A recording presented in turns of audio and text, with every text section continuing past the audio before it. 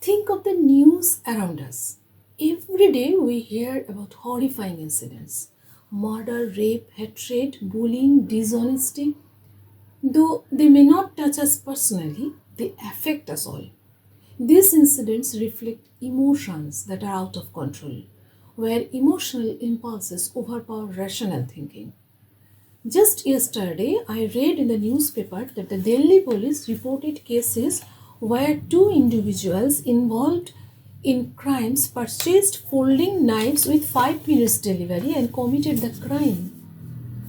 Earlier, when something was not immediately available, that delay sometimes gave a person the chance to calm down and think rationally. But today, when everything is accessible within minutes, even the prohibited items, those crucial few minutes can become extremely dangerous. In that short span of time, a person driven by intense emotions may take drastic and harmful actions. Later, when the emotions settle, regret may follow, but by then everything may already be out of one's control. This is why control of emotion is so important. In your office, someone says something you do not like and you react. You may later realize that you have overreacted and it has far reaching consequences. At home, too, relationships with your spouse or children may often remain strained. You struggle to deal effectively with people and you are unable to use your full potential. Emotional intelligence is a skill that teaches us to understand and regulate our emotion. Daniel Goleman first popularized the concept emotional intelligence. When I first heard the term, I was scared of it. I thought it is something beyond my level. But as I studied it and connected it with my life experiences, I realized it is simply awareness. We can all learn this skill at any stage of life. In this video, I would like to share with you whatever I have learned from books and from my long life experiences. We meet so many people in our lives, our colleagues, family members, co-travelers, teachers, doctors. Among them, how can we recognize people with emotional intelligence? Emotionally intelligent people can be anyone. They may be a family member, a doctor, a teacher, or even a simple coffee shop owner. You may visit a particular coffee shop again and again, not because of the coffee, but because of how the owner makes you feel. You feel welcomed, understood, and relaxed. If you have seen the film Dead Poets Society, you will remember the teacher who seemed to read his students' minds and inspired them to pursue their true passions. We remember them not for their wealth or social status, but for how they make us feel. Now, I would like to share an experience from my own office, which I hope will help you understand how a lack of emotional intelligence can escalate a situation, whereas practicing emotional intelligence can turn it into a constructive and positive experience. A few days ago, we had an interactive session in our office. The first session was conducted by the manager responsible for office maintenance and cleanliness. During the discussion, employees openly shared their grievances about poor cleanliness of the office premises. However, instead of acknowledging these concerns, the manager repeatedly shifted the focus to the employee's responsibility to maintain cleanliness while remaining silent about his own role. When an employee tried to point out some problems that needed the manager's attention, he forcefully shut him up, saying it was not the place to discuss those issues. This led to heated back and forth exchanges, and the session ended prematurely. Later, another manager took over the session. From the very beginning, his tone and attitude were cordial. He did not emphasize hierarchy, which immediately made employees feel respected. He spoke about employees' responsibilities but at the same time expressed genuine concern for their safety and needs. He demonstrated empathy, which is one of the pillars of emotional intelligence. This manager was successful because he reached the employee's mind by clearly explaining their duties and at the same time touched their hearts by showing empathy and respect. We often hear people say, I don't want to work in that place because the boss is rude, insulting, or insensitive. In reality, When people leave jobs, they often do not leave the jobs, they leave bad bosses. A bad boss is usually low in emotional intelligence, while a good boss is high in it. Human beings experienced hundreds of emotions such as happiness, sadness, anger, shame. There are some complex emotions like jealousy, a variant of anger that also melds sadness and fear. Emotions do not arise randomly, they arise from the way we interpret or evaluate a situation. So, how can we become emotionally intelligent? After several decades of research and practical experience, scientists and psychologists have identified a few core skills that together form emotional intelligence. Number one, understanding your emotions or self awareness. Number two, understanding emotions of others or empathy. Number three, self regulation. Number four, resilience and self motivation. Apart from my own life experiences, whatever I am sharing with you is drawn from various books, including the book of Daniel Goleman on emotional intelligence, along with a few other books that I have read on my Kindle. I will definitely mention the names of these books in the description box, and if you are interested, you can read them as well. Understanding your emotions or self awareness. Many times something bothers us, but we are unable to identify exactly what it is. As a result, we may suddenly explode at a colleague, a co-traveler, or even a family member without truly understanding what is happening inside our own mind. In such moments, gently pause and ask yourself, why do I feel this way? What is the underlying reason for this emotion? Then, without judging yourself, calmly investigate these questions until you uncover the real cause. Often, our body also gives us clues that something emotional is happening inside us, such as feeling unusually tired or noticing that our heart is racing. Paying attention to these physical signals can also guide us toward understanding our emotional state. Understanding emotions of others or empathy. The more we understand our own emotions, the more skilled we become at understanding the emotions of others and reading their feelings. For example, suppose someone made a hurtful comment about your appearance or your abilities. Such words deeply hurt you, or imagine someone shows sympathy toward you, you felt uncomfortable because you value self respect and dignity more than sympathy. When you recognize how these situations make you feel, you become emotionally aware. This awareness helps you in your interactions with others. When you speak to someone in the future, you become more careful.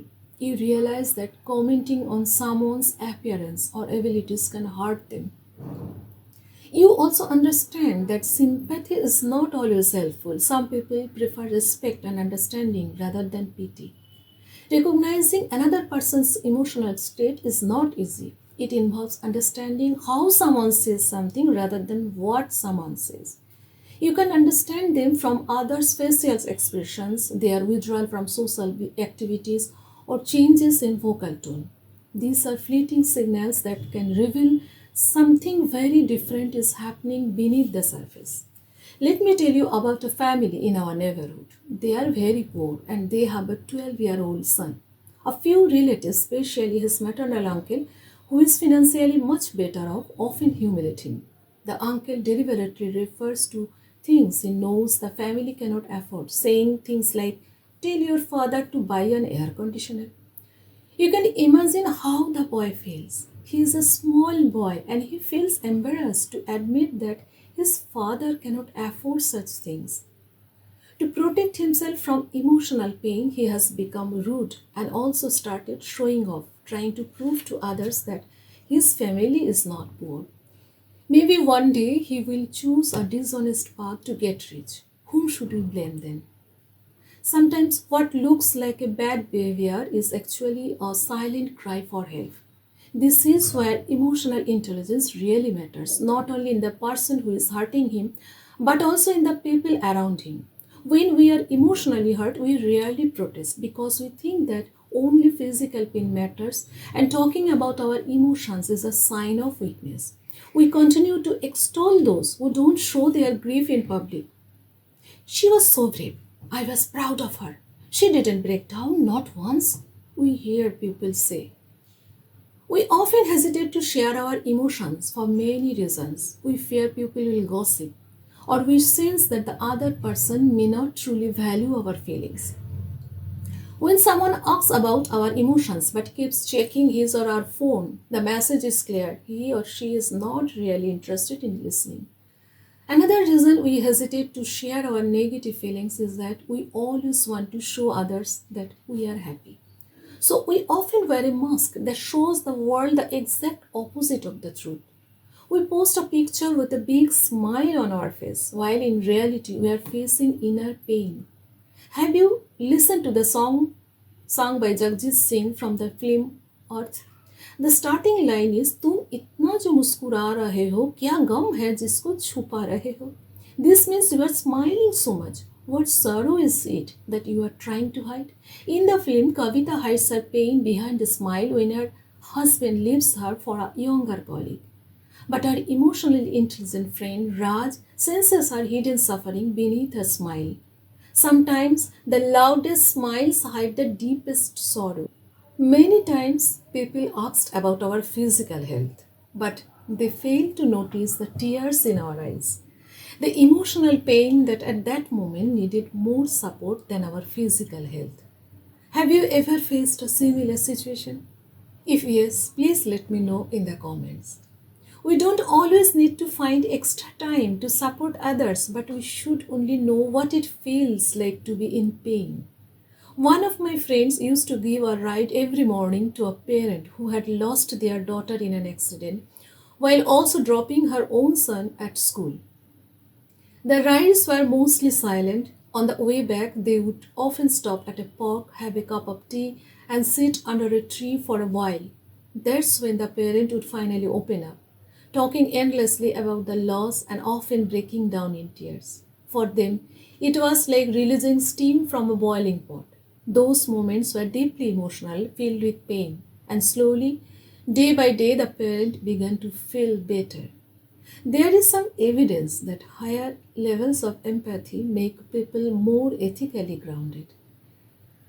Another part of emotional intelligence is emotion regulation. Emotional self awareness helps us develop control on emotion instead of reacting. Thoughts like, I shouldn't feel this way, or don't think about it, when something highly upsetting occurs, control your emotions.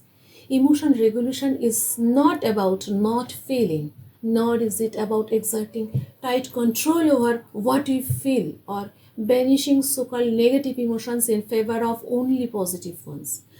Someone is rude to you at work and your brain instantly becomes ready to defend your dignity. Without conscious thought, take a deep breath and create some distance. That is regulation. If someone has insulted you, reacting instantaneously may not be the best response. Mindful breathing is one of the strategies for controlling emotions. There are many YouTube videos on mindfulness. If you listen to them, immediately you will feel at least 20% better, if not more. When we can anticipate situations that may trigger unwanted emotions, we can take steps either to avoid them or to adjust our environment to reduce their impact. For example, if you find it difficult to be around a particular relative, you may choose to avoid him or her. You are not obligated to follow social customs at the cost of your mental peace. You have the right to safeguard your emotional well being. We can reduce the impact of an emotion by diverting our attention away from its source, also. This can be as simple as turning on the television, engaging in something you love to do, or simply walking away from a stressful encounter. Emotion regulation can sometimes be very simple. If you are tired, splashing some water on your face can help you reset. If you can name it, you can tame it. Labeling an emotion helps regulate it. We often use vague phrases like I'm fine, feeling blue, etc., which distances us from our feelings. Instead, using exact emotions name like feeling fearful or sad, etc., calms the amygdala, helping us respond more thoughtfully instead of reacting impulsively. Social skill. A few years ago, a family member of mine was terminally ill. 2 days before he passed away, the attending doctor bluntly said there was nothing left to be done and told me to prepare for his last rituals. I started trembling as thousands of emotions were triggered by his information. His words felt cold and mechanical, as if my family member were just a body, not a human life nearing its end. While the information was medically true, the doctor completely missed the emotional reality of the moment. My trust in him shattered instantly. That single interaction made me lose faith not only in the doctor but also in the care my family member was receiving. We often hear about patients' families becoming furious at doctors. I am not trying to defend such actions, but what I want to say is to understand the reason of such incidents, we may need to look at this side also. The reason may be an emotional hurt and losing faith on the caregivers. Resilience and self motivation. We often say that the new generation hasn't learned to accept defeat. What that really means is that they haven't learned to handle the emotions that come with losing.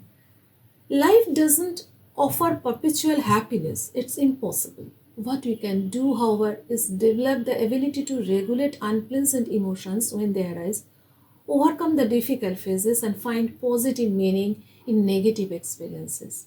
That creates resilience and self motivation. When unpleasant things happen in our life, we naturally feel unhappy. Yet, even these experiences can be transformed into something positive. If we are going through a difficult phase and succeed in getting through it, one day when you look back, you may realize that this period of your life contributed many positive changes. You may have grown and improved as a person. Expressing your emotions. If you feel the need to share your emotions, allow yourself to express them, even if it means seeking help from others. There is nothing wrong with that. When speaking is too hard, writing in a journal or letter can help. Being emotionally intelligent doesn't mean becoming a doormat or agreeing with everything, nor does it mean being perfect. Emotionally intelligent people are just as capable of standing their ground and pushing back when attacked. The difference is that they handle their emotions better during confrontation and are more skilled at finding calm, respectful, and peaceful solutions. If you feel like expressing your emotions to others, do not hesitate and be willing to support others as well. Keep an eye on the people around you and extend your hand whenever they need it. As we have discussed, emotional intelligence shouldn't be limited to just one person. When the people around us develop it too, life becomes calmer and more peaceful. If this message resonated with you, share my video, like it, subscribe, and don't forget to comment.